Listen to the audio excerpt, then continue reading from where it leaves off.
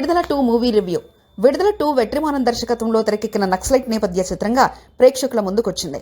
విజయ్ సేతుపతి ప్రధాన పాత్రలో నటించిన ఈ చిత్రానికి తొలి భాగం విడుదల భారీగా ప్రశంసలు పొందగా, ఈ భాగం కథను మరింత లోతుగా పెరుమాల్ అనే నక్సలైట్ నాయకుడి జీవితంపై దృష్టి సారించింది.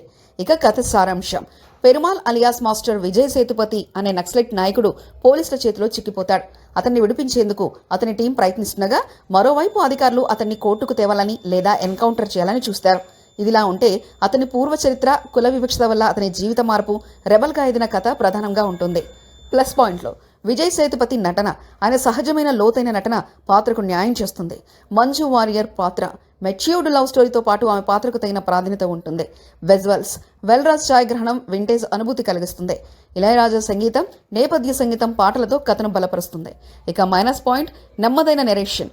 కథనం కొన్ని చోట్ల ఎక్కువగా లాగ్ వహిస్తుంది, ముఖ్యంగా పెరుమాల్ బ్యాక్ స్టోరీ. రొటీన్ సన్నివేశాలు: నక్సలైట్ కథాంశాలు పాత సినిమా సన్నివేశాలను తలపిస్తాయి. డాక్యుమెంటరీ శైలి: అందరికీ రుచించని డాక్యుమెంటరీ ఫార్మాట్.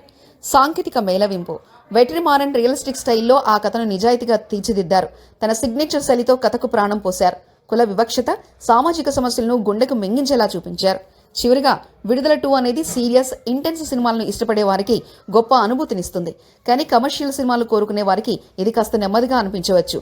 విడుదల అభిమానులు ఈ సినిమాను తప్పకుండా ఆస్వాదిస్తారు.